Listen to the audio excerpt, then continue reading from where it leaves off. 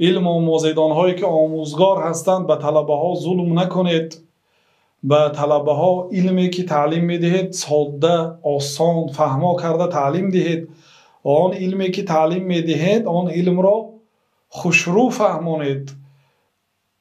محبت همان علمی که درس میدهید در دل طلبه، یعنی کوشش کنید جای کنید، یعنی حرکت کنید به طلبه ها این علم را محبوب کرده نشان دهید. برای اینکه از تجربه معلوم است که بعضی طلبه ها واقعا ملکه خوب داشتند، ذهنی تیز داشتند، فهمی خوب داشتند، ولی از سبب آنکه مدرس را بد دیدن، معلم را بد دیدن، از سبب اخلاقی بدش یا از دیگر جهت صفاتش بد دیدن مدرس را، همون فن هم بد دیدن، از خودش هم و از فنش هم بیزار هستیم، ترک کردن. ولی این کار خطا هست، ولی که شما سبب میشید.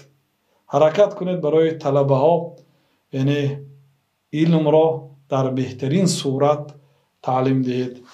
همین سوالی که به چشمم فرومد خواندم برادرها، میگن که درباره خواب سخن کن. خواب راست است یا دروغ؟ پیامبر صلی الله علیه و سلم گفتن که خواب از 46 یک جزئی پیغمبری است گفتن. و در تفسیر این حدیث یعنی علما فکرهای گوناگون دارند. و در حدیث دیگر هم هست که پیامبر صلی الله علیه و سلم گفتن که اصدقهم حدیثا اصدقهم رؤیا. راستگویترین مردم، راستترین آنها از نگاه خواب است. کسی که در سخنهای دنیاش راستگوی باشد و سخنهای خوابش هم راست میبرد. چی گفتن؟ داد معلم هایی میگوید روی مالتون رو گیرید، حکمشون چیست؟ بله، حرکت کنید به مقدسات شریعت، کار نگیرید برادر عزیز. گناهایی هست که الله تعالی عاجلا در دنیا جزا میدهد. گناهایی هست که به قیامت ذخیره میکند الله تعالی. از جمله گناهایی که عاجلا در دنیا جزا داده میشد این تنقید کردن دین مقدس اسلام که دین الله سبحانه و تعالی هست.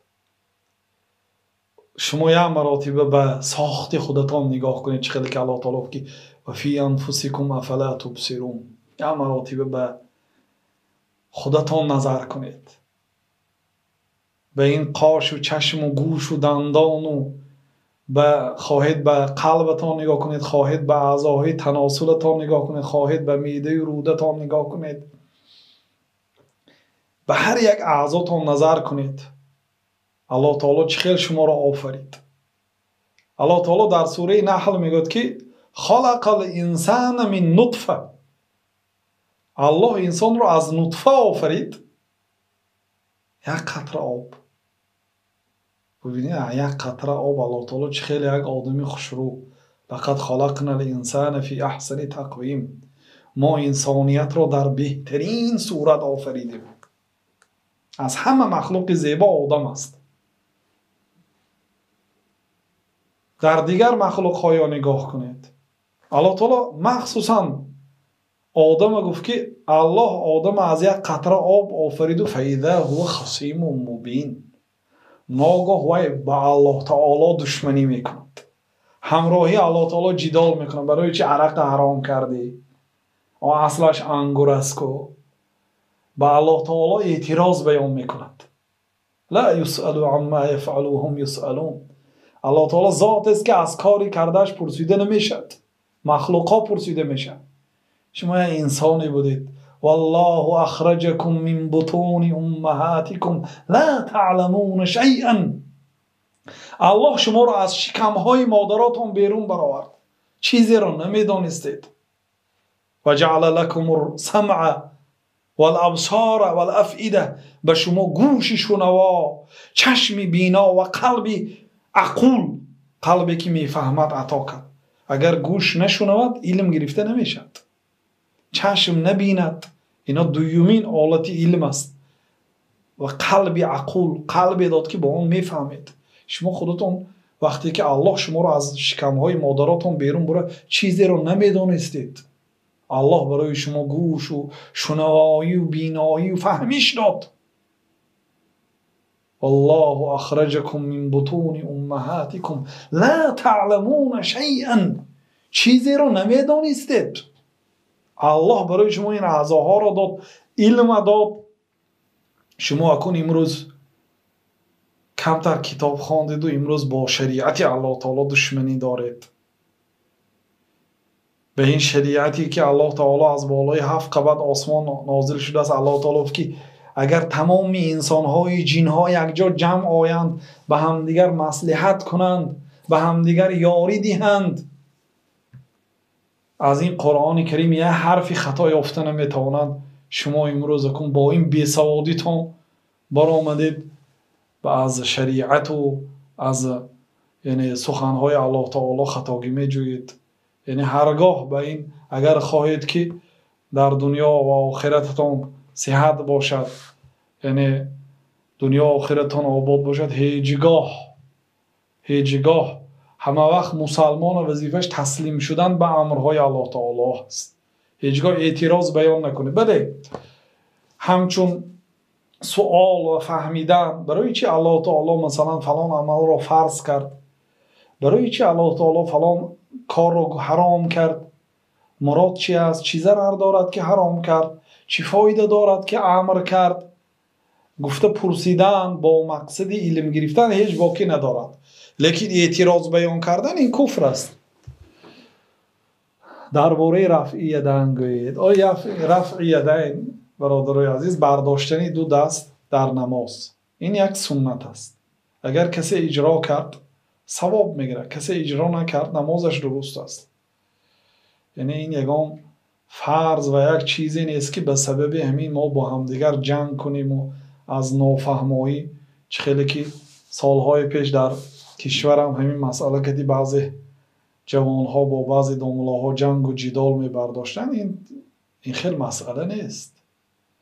یعنی باید در مسئله های فرض تشدد کنیم. ببینید مثلا با سرپوش نماز خواندن از همه مرتبه بلندی که مثلا یگان کس گفت مستحب است، از همه مرتبه پستی که گفتن مکروه است. یعنی اگر کسی همین باره گفته باشد مکروه گفتگی است، حرام نیست. برای مرد مثلا بی سرپوش نماز خواندن از همه آدمایی که سخت گرفتن مکروه گفتن، آنهایی که ترغیب کردن مستحب است، کند خوب است گفتن. لیکن نمازش نماز است، نمازش صحت است. ببینید یک موی سفید با جوانایی که بی طاقی می آمدن جنگ میکنند، لیکن نبیر دخترهای خودش بی سطر رویمال نداره، موهاش کشاده در کوچه میگه. او فرض عین است. در سنت اگر این مستحب گوییم، در مستحب این کار میکند، لیکن در فرض این کار نمیکنه. حجاب فرض است.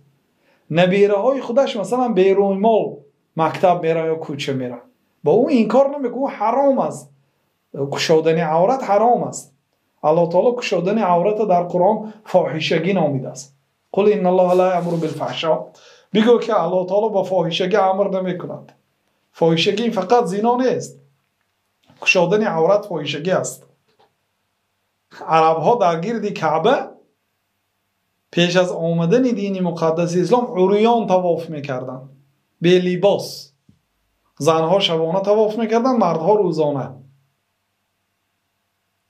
بعد وقتی که پیامبر صلی الله علیه وسلم با آنها این کار کردند، آنها گفتند که این وجدنا آباءنا، ما پدرهای ما در همین راه یافتیم. ما پدرها ما در همین راه یافتیم که آنها در گرد خانه کعبه عریان طواف میکردند. درست گفتن. والله امرنا بها، الله ما را به این کار امر کرد گفتن. بعد الله تعالی این کار کرد. ببینید آنها دو دعوا کردند، برای همین کارشان دو دلیل آوردند. گفتن که ما پدرهایمان رو در همین راه یافتیم، الله ما رو به همین راه امر کرد. الله تعالی یک رد گردانید، گفت که قل ان الله لا یأمر بالفحشاء، بگو که الله تعالی با فاحشگی امر نمیکند. برای چی دو جواب نگردان؟ برای اینکه جواب یکمشون درست بود. ما پدرهامو در همین راه یافتیم گفتن. درست، پدرهاشون در همین راه یافتن. والله امرنا به، الله ما رو امر کرد که دعوا کردن علاوه که الله به فحشا امر نمیکنه، به فاحشگی امر نمیکنه. یعنی کشیدن عورت، کشادن عورت این فاحشگی است. بنابراین زنها باید عورتاتون رو پوشید خواهرای عزیز. خلاصه رفع الیدین سنت است برادر. اگر حتی یک آدم ترک کندم سجده سهو واجب نمیشد. برای چی؟ برای که سنتی نماز است، واجباتی نماز نیست. سجده سهو به ترکی واجب میشد. بنابراین اگر مثلا در یک کشور زندگی کنید که مردمش گوناگون باشد، در آنجا مذهب‌های شافعی و مذهب احمد و مذهب ابو حنیفه و همه مذهب‌ها باشد، رفع الیدین کردن گیرید اگر مشکل نباشد. اگر در یک کشور زندگی کنید که مردمش تنگ نظر و تنگ فهم باشند، حالی نمیفهمیده باشند، بگذار ترک رفع الیدین کنید، هم هیچ گپی ندارد. یک سنت است برادر عزیز. در خانه در نمازهای تهجدتون رفع الیدین کنید. والله اعلم. خب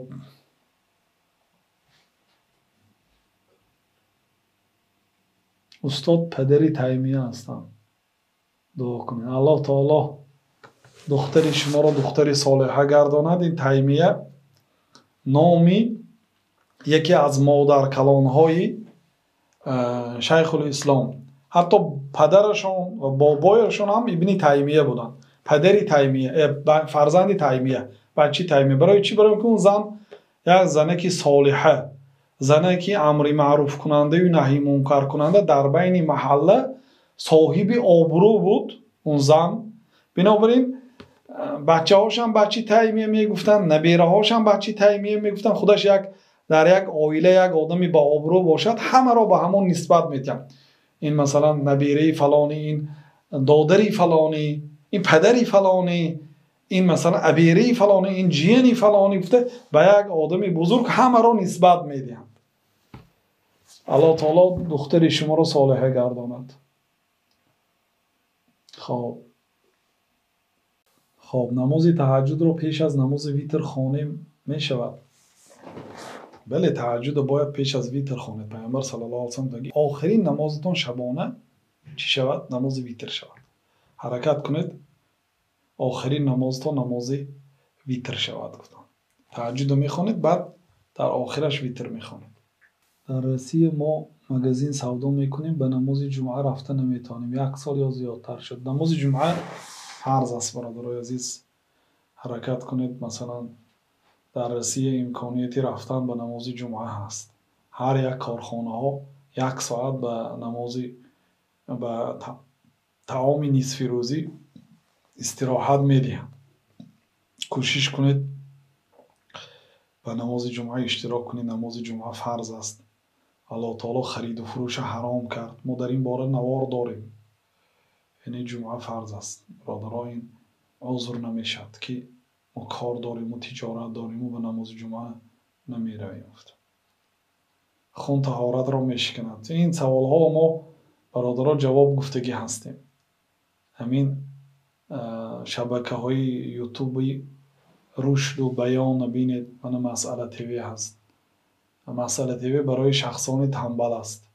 اونایی که نمیتونه 1 ساعت نشسته علم گوش کنه، یا مسئله علاهیده کرده برادرها خدمت دارن، جدا کرده برآوردن تا اینکه یک مسئله 1 دقیقه را گوش کند آدمی تنبل. در زمانهای قدیم سبحان الله این زمان تیز ترقیات دارد. اگر باور کنید همین روز ما میدانستیم، ما در ایام دانشجویی ما خیلی کسیته های زیاد خریدگی هستیم. کسیته های اودیو کسیته ها هست که 200 300 مثلا درس یک عالم را ثبتش می خریدیم. شیشگین بود. با اونا به تاجیکستان بردگی هستم 7000 کیلومتر. اگر یک روز میدانستیم که آینده دیسک میبراید یا فلشکه میبراید یا آینده یوتیوب میبراید یا اینترنت تا این درجه پهن میشد که حاجت اینه برداشتن، ما همونه بر وقتر برداشتن نمی آمدیم. ببینید امروز همه علم ها تیار در خانتون هست. کتاب های هم هست در داخل همین یک تلفنتون، درس های هم هست. اگر این روز بسیار تیز ترقی کرد، حتی همین پیشبینی نکردیم. مقصد اینه که علماهای قدیم اگر کتابهاش خوانید، اگر علل خصوص آن آدمایی که مختصر می نوشتند، در مقدمه مختصرش میگوید که دیدم که مردم زمانه ما همتاشون کم شده است. او کتابهای 20 مجلده خوانده نمیتواند، من گرفتم همین مختصر کردم. میگم مختصر کردم، مثلا 5 مجلدش کردیم که مردم دسترس شود. و 5 مجلد رو بردار کردن آسان است. اون مردم رو بردار میکردن. اگر خواهید که صاحب کتاب شوید، کتاب از یک کس عاریه میگیرید و آمده مینویسید شبهای درازه. وقتی که نویسته شدید و دو کس به همدیگر مقابله میکند، مقابلش میگه که یک کس میخواند، یک کس نگاه میکند که درست روی بردار کرده است یا نکرده است. مطبعه نبود، چاپخانه ها نبود. یگانه راه علم گرفتن کتاب بود و بعد مباشرتا از استاد علم گرفتن بود. علمای گذشته را علمش چه خیلی میگرفتن؟ به واسطه کتاب بود. بنابراین بعضی عالم ها ممکن من دیدم که مردم ما همتاشان که کم شده است، من این کتاب مختصر کردم. یعنی 20 مجلد 5 مجلد کردیم. و بعضی عالم ها همین 5 مجلد آمده با 1 مجلد کردن. گفتن که در زمانه ما همت مردم پست شد. گفته یعنی که این مسئله تیوه 1 دقیقه 2 دقیقه برای همین آدمایی که همتش پست است از همین دیگر بیان و رشد گرفتن مختصر کرده، ساده کرده، فراورده است. همین مسئله ها همش همونجا هست برادرها. سانی جستجو کردن هم تعلیم گیرید. ما وقتی که عنوان میمونیم با شریفت تاجیکی می نویسیم. شما هم وقتی که یک مسئله اگر جستجو کردنی شوید با شریفت تاجیکی نویسید، همون مسئله برای شما می براید. خلاصه مسئله ها را کاوید برادرها هست. یک مسئله ما شرط نیست که مثلا صدها بار جواب گوییم. اخرانی شده کار میکنم در مغازه گوشت خوک و عرق پولی من میگرفتگی چی میشد. بله برادر عزیز، یعنی حرکت کنیدتان در آن کارخانه هایی که درآمدش حرام است از آنجا پرهیز کنید. بعد این پول های جمع کردگی شما از راه حرام همش یه روز از بینیتان میبراید، بیفایده میشه. یک آدم نمازخوان شده بود، یا جینش نصیحت کرد که عرق نفروش جینام. گفت که آخر تقا شما خودتان 20 سال عرق فروختید، اکنون نو حاجی شده آمده بس کردید. بعد اون آدم گفت که گوش کن، من عرق فروشی و وینو فروشی از صفر شروع کردم. از صفر آیسته آیسته پولدار شدم. 40,000 دلار پولدار شدم. همین پولها از همون پول عرق بود. سال 97 اگر در خاطر داشته باشید، یک هواپیما الله علم از خوجند بود یا از دوشنبه بود به سوی دبی میپرد، در هوا ترکید. در داخل همون هواپیما همون 40,000 دلار پولای من همش بر رفت. گفت یعنی که در مدت 20 سال از تین به تین اون زمانه‌های از شوروی سر کردگی است. ببینید من 20 سال اگر پول جمع کرده باشد، سال 97 از بین رفته باشد، یعنی تین به تین پولایی که در مدت 20 سال جمع کرد در یک شب از بین برفت. همین خیلی است. با پولی حرام به فرزنداتون مثلا میخورونید، بعد از اون فرزندا میبینید یا فرزندای مثلا فرزندای غیر صالح میبرایند. کل لحم نبت من سحت فالنار اولی به. پیامبر صلی الله علیه و سلم هر یک گوشتی که از پول حرام میسبزد آتش دوزخ برای اولاتر است. همین آدم فربه میشد، کلام میشد، کودک کلام میشد، همون گوشتش میسبزد. پیامبر صلی الله علیه و سلم هر یک گوشتی که از پول حرام میسبزد آتش دوزخ به آن گوشت اولاتر است. گفتم بنابراین بله بعضی ها سبک میگیرن، های تو در دیار کفر هستی، мақсад кори ҳарома кардан гир наъузу билла охир барои ин ягон далел аз ҷониби шариат лозим аст ки аллоҳ таоло гуфта бошад ки дар диёри куфр ҳаром кардаи аллоҳ таоло ба шумо дахл надошта бошад.